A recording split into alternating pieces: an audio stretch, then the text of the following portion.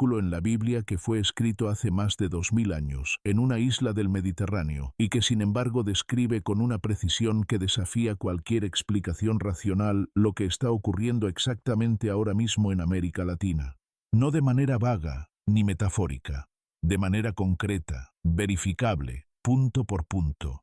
El versículo está en el libro de Apocalipsis capítulo 6, versículo 6, y dice: una medida de trigo por 1 denario, y 3 medidas de cebada por 1 denario, pero no dañes el aceite ni el vino. Este versículo describe la apertura del tercer sello del Apocalipsis, la aparición del jinete negro, que en la tradición cristiana simboliza el hambre, la escasez económica y la injusticia estructural en la distribución de los recursos. Es uno de los textos más estudiados por teólogos, economistas e historiadores a lo largo de los siglos precisamente porque su descripción no parece anclada en una época específica, sino que reaparece con escalofriante pertinencia en distintos momentos de la historia humana. Y cuando lees ese versículo hoy y luego abres las noticias de Venezuela, Argentina, Haití, Ecuador, Colombia o México, algo en tu interior se detiene por completo. Porque lo que describes ahí no es historia antigua ni alegoría poética, es el presente, es lo que está pasando ahora mismo, con nombres y apellidos, con estadísticas verificables, con millones de rostros reales detrás de cada número. Deja tu like, suscríbete y comparte. Comencemos. Para entender por qué este versículo resuena con tanta fuerza en el contexto latinoamericano de hoy, necesitamos entender primero qué significaba cada elemento en su contexto original. En la Roma del siglo I, 1 denario era el salario de un día completo de trabajo de un obrero común. Una medida de trigo, que equivalía aproximadamente a 1 litro, era exactamente lo que necesitaba una persona para alimentarse durante un día. Entonces lo que el versículo estaba describiendo no era simplemente escasez generalizada, era algo mucho más específico y más cruel. Una situación en la que el salario completo de un día de trabajo apenas alcanzaba para alimentar a una sola persona durante un solo día, sin nada para los hijos, sin nada para el mañana, sin ningún margen para nada que no fuera la supervivencia más básica e inmediata. Pero hay una segunda parte del versículo que los estudiosos bíblicos han analizado durante siglos y que en el contexto latinoamericano actual es aún más reveladora. La instrucción de no dañar el aceite ni el vino. El aceite de oliva y el vino eran en aquella época artículos de lujo, productos que consumían predominantemente las clases altas romanas. La imagen que el versículo construye es devastadoramente moderna. El pueblo sin poder comprar alimentos básicos mientras los artículos de lujo para los privilegiados permanecen intocados, abundantes e inaccesibles para quien más los necesita. Eso es exactamente lo que estamos viendo en América Latina hoy, con una exactitud que ningún analista político contemporáneo podría haber construido de manera más precisa. Empecemos con los números reales, porque los números son donde la profecía se vuelve imposible de ignorar. Según el informe de la Comisión Económica para América Latina y el Caribe, la CEPAL, publicado en 2024, la región tiene actualmente más de 181 millones de personas en situación de pobreza. De esos 181 millones, 72 millones están en pobreza extrema, lo que significa que no generan ingresos suficientes para cubrir una canasta básica de alimentos. 72 millones de personas. Para que la magnitud de ese número sea completamente comprensible, es más que la población total de Francia. Es más que la suma de la población de Argentina y Chile juntas. Y eso ocurre en una región que no carece de recursos naturales en lo absoluto. América Latina tiene el 28% de las reservas mundiales de agua dulce, el 25% de los bosques tropicales del planeta, reservas gigantescas de petróleo, gas natural, litio, cobre, oro y casi cualquier mineral que el mundo moderno necesita para funcionar y para construir el futuro tecnológico que ya está llegando. Chile tiene el 28% de las reservas mundiales de litio, el mineral clave para la transición energética global. Bolivia tiene el 21%. Brasil es el segundo mayor productor de hierro del mundo y uno de los principales de celulosa, soja y proteína animal. El río Amazonas solo, que atraviesa Brasil, Perú y Colombia, contiene el 20% del agua dulce superficial del planeta. La pregunta que desafía toda racionalidad económica y toda justicia moral es esta. ¿Cómo puede haber 72 millones de personas en hambre extrema en el continente con más recursos naturales per cápita del mundo? La imagen del jinete negro del Apocalipsis, el hambre en medio de la abundancia. La escasez artificial en un continente naturalmente riquísimo no podría ser más exacta ni más difícil de aceptar. Venezuela es quizás el caso que mejor ilustra con datos concretos la precisión simbólica del versículo. Este país tiene las reservas de petróleo certificadas más grandes del mundo, superando incluso a Arabia Saudita, con más de 300.000 millones de barriles según datos de la Organización de Países Exportadores de Petróleo, la OPEP. Y sin embargo, según el Programa Mundial de Alimentos de las Naciones Unidas, entre 2022 y 2024, el 32,3% de la población venezolana experimentó inseguridad alimentaria severa. 1 de cada 3 personas en el país con más petróleo del planeta no tiene garantizada su alimentación diaria. Eso es el aceite que no se debe dañar mientras la cebada escasea. Los datos del Banco Central de Venezuela, en los pocos periodos en que los publicó antes de dejar de hacerlo por razones políticas, mostraron una contracción del Producto Interno Bruto superior al 70% entre 2013 y 2021. La mayor contracción económica de un país en tiempos de paz en la historia registrada de América Latina. Familias enteras perdieron en pocos años décadas de ahorro acumulado.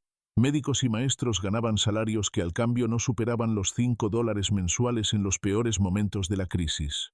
El denario que ya no alcanzaba para la medida de trigo, sino que a duras penas alcanzaba para la cebada. Argentina ofrece otro ángulo diferente pero igualmente preciso de la misma imagen bíblica.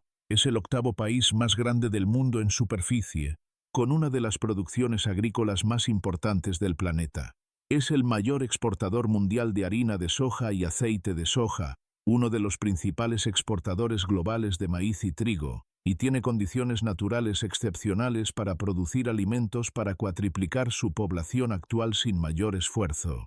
Y sin embargo, la inflación que azotó al país en 2023 alcanzó el 211% anual, la más alta en 32 años de historia argentina, según datos oficiales del Instituto Nacional de Estadística y Censos.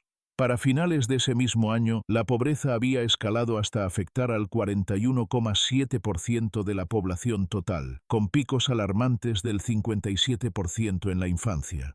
Más de la mitad de los niños argentinos viviendo en situación de pobreza en el país, que más alimentos produce por habitante en toda América Latina. El trigo se exporta por barcos enteros mientras la medida de trigo se vuelve inalcanzable para los propios argentinos que lo producen.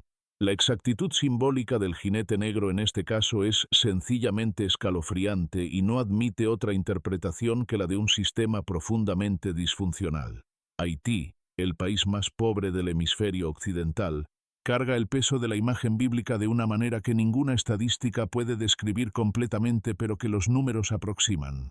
Según el Programa Mundial de Alimentos, en 2024 más de la mitad de la población haitiana, aproximadamente 5,4 millones de personas en un país de poco más de 11 millones de habitantes, enfrentaba niveles de hambre clasificados como crisis o emergencia según la escala internacional de seguridad alimentaria.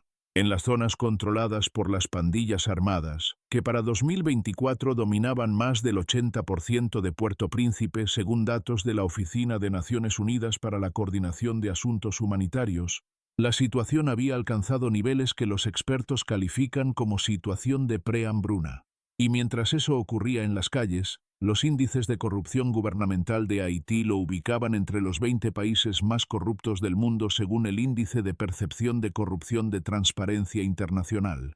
El aceite y el vino sin tocar, los recursos que deberían llegar al pueblo, desviados sistemáticamente hacia quienes controlan el poder político y militar. El versículo no como metáfora, literal, pero el versículo del jinete negro no habla únicamente de hambre física.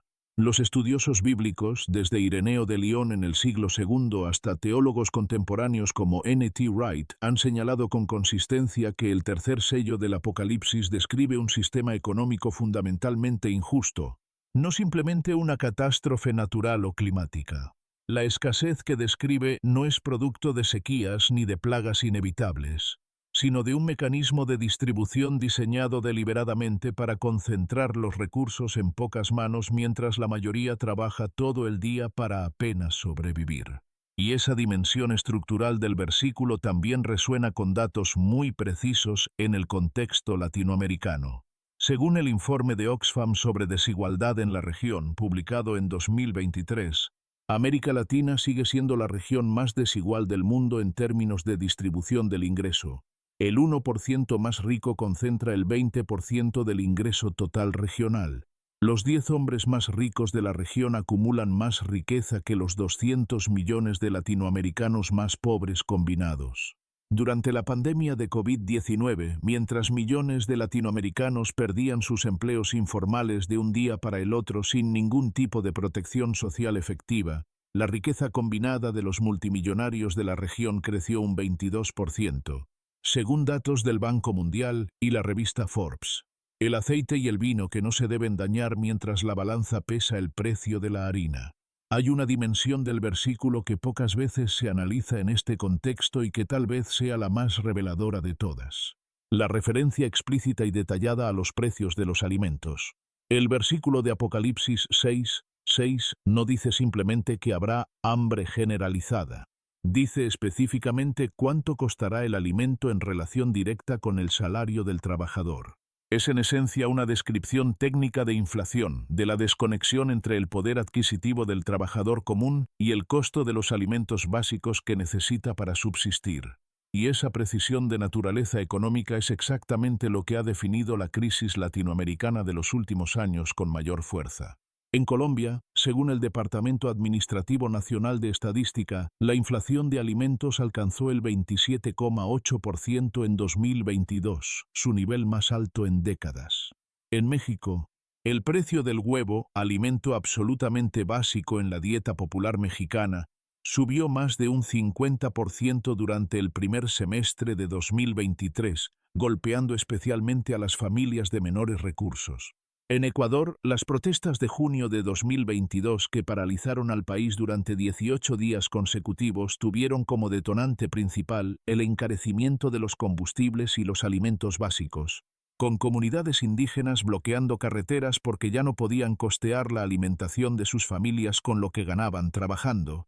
En todos estos casos, el patrón es idéntico al que describe el versículo. El salario diario que ya no alcanza para garantizar la ración diaria. Deja tu like, suscríbete y comparte. Ahora bien, alguien podría argumentar que la pobreza y la desigualdad no son fenómenos nuevos en América Latina, que han existido desde los tiempos de la colonia, y que por lo tanto conectarlos con un versículo específico del Apocalipsis es un ejercicio forzado o conveniente. Es un argumento legítimo que merece una respuesta honesta y directa. La respuesta es esta. Lo que hace que el momento actual sea cualitativamente diferente, lo que lo distingue de los ciclos históricos de pobreza que la región ha conocido, es la convergencia simultánea de múltiples factores que los estudiosos del texto apocalíptico han descrito precisamente como las condiciones del tercer sello. El primero es la escala. La crisis actual no afecta a un país aislado ni a una subregión específica. Afecta simultáneamente a casi todos los países de América Latina y el Caribe al mismo tiempo, con distintas manifestaciones pero con patrones estructurales notablemente comunes. El segundo factor diferenciador es la velocidad.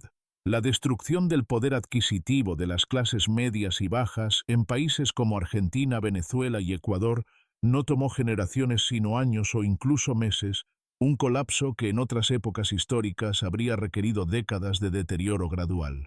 El tercero, y tal vez el más significativo desde una perspectiva bíblica e histórica, es el contraste agudizado y completamente visible entre quienes tienen y quienes no tienen, que en la era de las redes sociales y el acceso digital es más evidente, más inmediato y más socialmente perturbador que en cualquier período histórico anterior.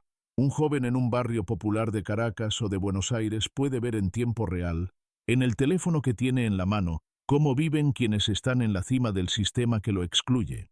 Esa visibilidad inmediata de la desigualdad no existía antes de esta manera. Y esa visibilidad es también parte de lo que el Apocalipsis describe. La revelación, el acto de mostrar lo que está oculto, de hacer visible lo que los poderosos prefieren que nadie vea. El libro de Apocalipsis no fue escrito para asustar ni para paralizar a la gente. Eso es algo en lo que la mayoría de los teólogos serios coinciden con notable unanimidad. Fue escrito en el siglo I por Juan de Patmos para una comunidad cristiana que vivía bajo la opresión sistemática del Imperio Romano, para personas que experimentaban en carne propia la persecución, la confiscación de bienes y la exclusión económica y social. Los sellos del Apocalipsis no eran predicciones de eventos únicos y cataclísmicos que ocurrirían solo una vez al final definitivo de la historia. Eran, según la interpretación del teólogo Richard Bauckham y otros especialistas en literatura apocalíptica, descripciones de patrones de injusticia que se repiten con dolorosa regularidad a lo largo de toda la historia humana y que tienen consecuencias predecibles cuando no se corrigen. El jinete negro no es una figura que aparece una sola vez. Es una figura que reaparece cada vez que un sistema económico y político decide conscientemente que el trabajo de la mayoría vale menos que el lujo desmedido de una minoría privilegiada. Y en ese sentido su presencia en América Latina hoy no es sobrenatural ni misteriosa. Es la consecuencia lógica, predecible y documentable de decisiones económicas y políticas que se han tomado con impunidad durante décadas, con el apoyo o la indiferencia de organismos internacionales que deberían haber actuado de otra manera. ¿Pero qué representan el aceite y el vino en el contexto latinoamericano contemporáneo específicamente? ¿Cuáles son esos artículos de lujo que el versículo ordena no dañar mientras el pueblo común pasa hambre?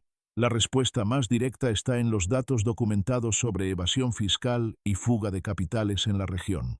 Según el informe de la CEPAL sobre financiamiento para el desarrollo sostenible, América Latina pierde anualmente más de 325.000 millones de dólares por evasión y elusión fiscal, flujos financieros ilícitos y fuga de capitales hacia paraísos fiscales en el extranjero. Ese es dinero que debería convertirse en hospitales públicos equipados, en escuelas con maestros bien pagados, en carreteras que conecten regiones aisladas, en sistemas de agua potable, en pensiones para ancianos y en protección social para los más vulnerables. Y que en cambio termina en cuentas bancarias en las Islas Caimán, en Panamá, en Suiza o en Delaware. Para dar contexto concreto a esa cifra astronómica, el presupuesto total de educación de toda América Latina y el Caribe ronda los 200.000 millones de dólares anuales. Con solo el dinero que se fuga cada año de la región, se podría financiar un año y medio completo de toda la educación del continente. El aceite y el vino protegidos, intocables y en plena abundancia, mientras la balanza de la justicia pesa con precisión implacable el precio de la harina del pueblo. Hay otro elemento del contexto regional que conecta directamente con la simbología del jinete negro. La crisis del empleo informal y la economía de subsistencia que define la vida cotidiana de más de la mitad de los trabajadores latinoamericanos. Según la Organización Internacional del Trabajo, el 54% de los trabajadores de la región están en la informalidad laboral. Más de la mitad de los trabajadores latinoamericanos no tienen contrato formal, no tienen seguro de salud, no tienen pensión garantizada, no tienen ninguna protección real ante el despido, y sus ingresos dependen literalmente de lo que puedan generar día a día con su esfuerzo físico. Cuando los precios de los alimentos básicos suben un 20, un 30 o un 50% en cuestión de meses, como ha ocurrido en múltiples países de la región en los últimos 3 años, estos trabajadores no tienen ningún colchón económico que los amortigüe. No pueden ajustar sus gastos de manera significativa ni esperar pacientemente al próximo aumento de sueldo. Simplemente dejan de comer lo que comían antes. Reducen las porciones hasta el mínimo posible. Eliminan las proteínas de la dieta. Sustituyen alimentos nutritivos por carbohidratos baratos que llenan pero no nutren. La medida de trigo por el denario, el salario completo de un día de trabajo que apenas alcanza para un día de alimento básico. Exactamente como lo describe el versículo.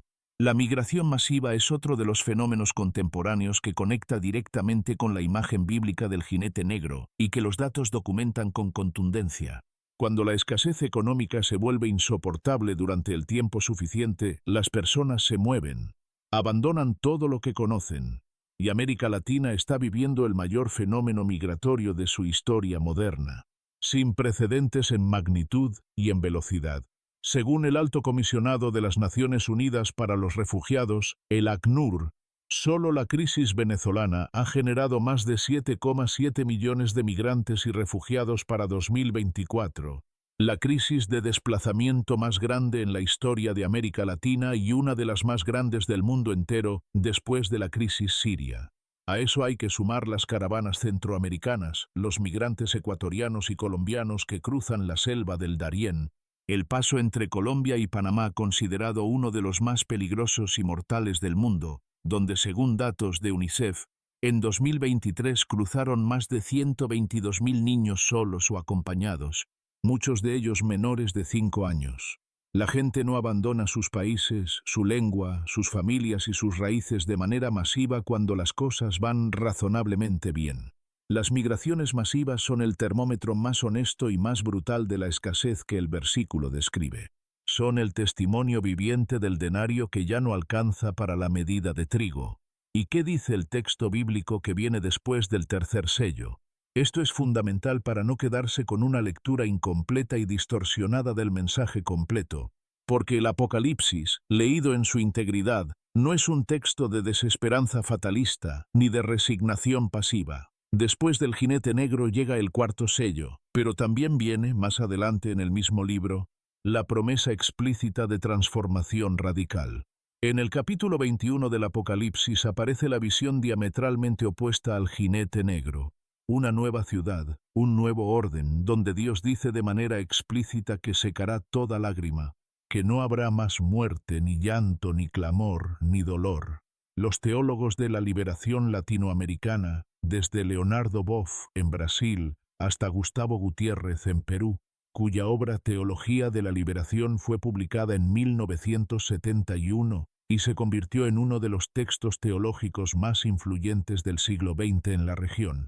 Han insistido durante décadas en que la lectura correcta del Apocalipsis en contextos de injusticia estructural no es la resignación pasiva sino la denuncia profética activa y la esperanza transformadora. El versículo del jinete negro no es un decreto divino de que los pobres siempre estarán entre nosotros. Es una descripción precisa de lo que ocurre cuando los sistemas humanos eligen la injusticia de manera sostenida. Y es también una llamada urgente a reconocerlo para poder cambiarlo. Los movimientos sociales que han sacudido a América Latina en los últimos años tienen en su raíz exactamente la misma queja que articula el versículo de Apocalipsis 6. El estallido social chileno de 2019, que llevó a Chile a un proceso inédito de reescritura de su constitución. Las protestas ecuatorianas de 2022 que paralizaron al país durante 18 días. Las movilizaciones en Colombia que en 2021 pusieron al gobierno en jaque durante semanas con bloqueos en ciudades y carreteras.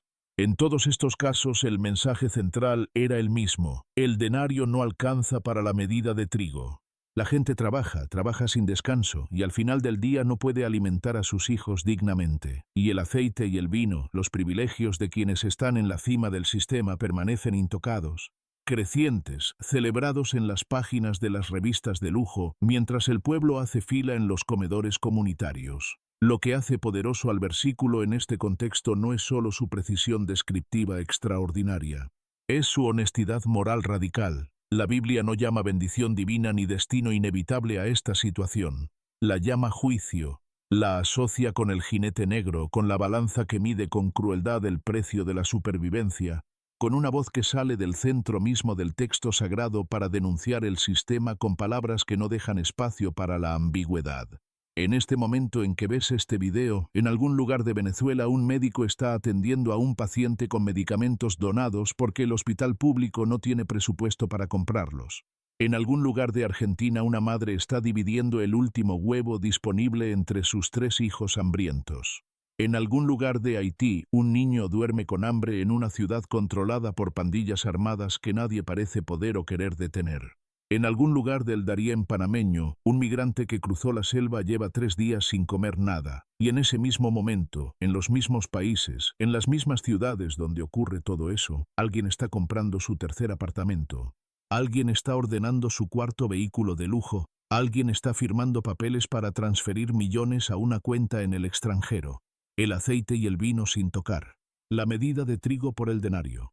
Un versículo escrito hace 2000 años en el Mediterráneo, describiendo con exactitud perturbadora lo que está pasando hoy en América Latina. Reconocer eso no es pesimismo ni fatalismo, es el primer paso indispensable hacia algo mejor. Porque lo que se nombra con honestidad puede ser cuestionado, y lo que se normaliza, lo que se acepta sin examinarlo como si fuera inevitable y eterno, permanece indefinidamente sin cambio. Deja tu like, suscríbete y comparte. Hasta la próxima.